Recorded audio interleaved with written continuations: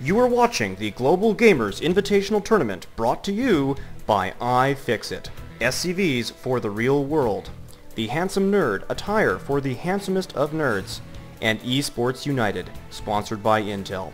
This broadcast is also made possible by IC Cup TV, TeamLiquid.net, and of course, Blizzard Entertainment.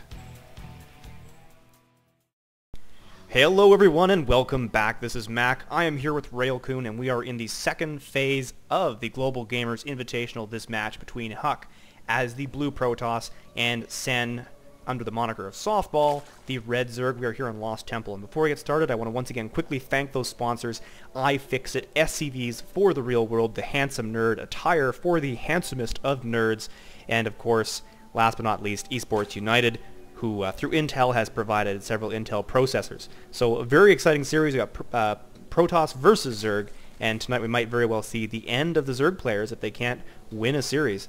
So what do you think about this particular match, Rail? PvZ is always fun because any of the versus Protoss matchups require that you be really on point with your micro, especially Zerg versus Protoss. With low-range units early on, like roaches and force fields coming into the equation, if you get caught out of position versus a Protoss player, that's it. You're done. So both players really have to be on point, whereas the opposite is true. If the Zerg catches the Protoss in a bad position, he's done. So you see a lot of positioning, unit control, that sort of thing. It makes it usually entertaining to watch. I do also want to throw in one quick thing with the Handsome Nerd. You can buy IC Cup TV t-shirts now.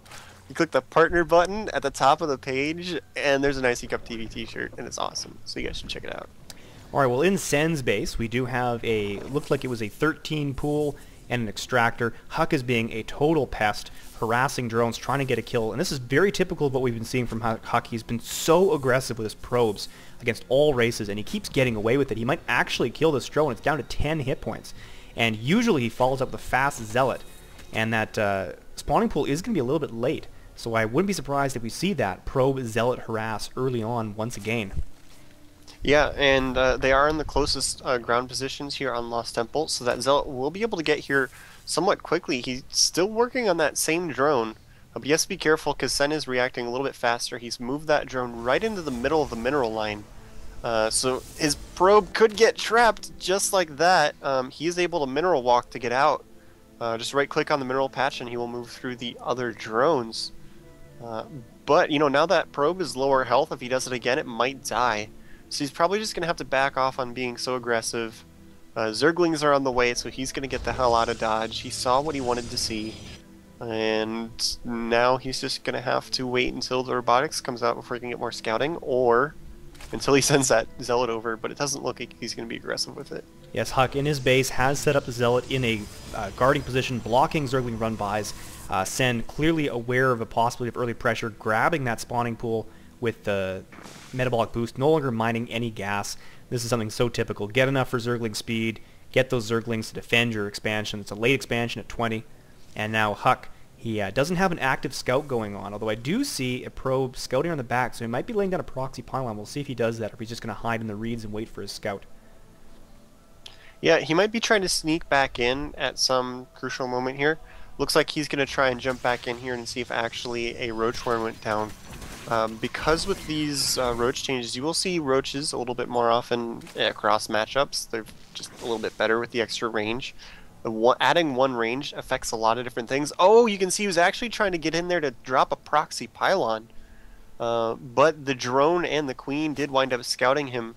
So this is sort of a ninja probe. He was on a mission to get in here and sneak a pylon in here somewhere.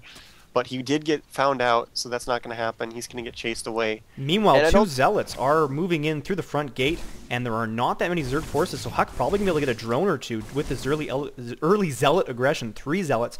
Warp gate tech is almost finished, so Huck preparing for some very serious aggressive play, already on 3 gateways. Not his usual robotics play, but this is against Zerg, so no surprise. And the Lings coming down the ramp. Look like they're doing a run by. They aren't even going to bother trying to save this expansion. Those 2 queens probably going to be enough. And the Lings are coming back. They're not going for a run by to the Protoss base. Totally flanking those Zealots. The Zealots are going to go down. The question is, will they take down any queens? Both of them quite badly hurt. but they aren't able to get them. So well played by Sen. Huck's force completely annihilated, and a nice early advantage for Sen. Fortunately, Huck is throwing an expansion of his own, so if he can hold this, he at least won't be too far behind. Yeah, I don't know. He might be forced into canceling that Nexus if Sen plays this right. But he does try to charge straight up the ramp, and those force fields will let the Zealots really chop them apart. That sentry almost went down. That would have been a nice hit if he would have been able to kill that. Right there, though, that would have been pretty tough for Huck. If he'd gone straight for the Nexus, he probably would have had to give up his defensive position on the ramp, try and make sure he wouldn't have to cancel that. Because he really only had a couple Zealots and sentries. So here comes a bunch more Zerglings. Let's see if he goes for this Nexus or not. Because that was kind of a dangerous timing. Like, right as his Zealots got killed, he dropped the Nexus. But he does have several more Zealots and sentries now. So he should be able to hold this. Nice force fields, really blocking these units. He is going to again circle around and try and go straight for these sentries as they are 100 gas each. There's a nice hit every time you can get those, but Huck barely gets a Stalker in there to block off. So that's a lot of Zerglings. Wow. Good game. Huck takes game 1 already. I'm shocked by that. What? I couldn't tell you. I am as shocked as you are. Yes, Huck takes game 1. Sen feels he can't stay in the game. I'm guessing if we look real quick, he is low in the drone count. So, Sen only has 20.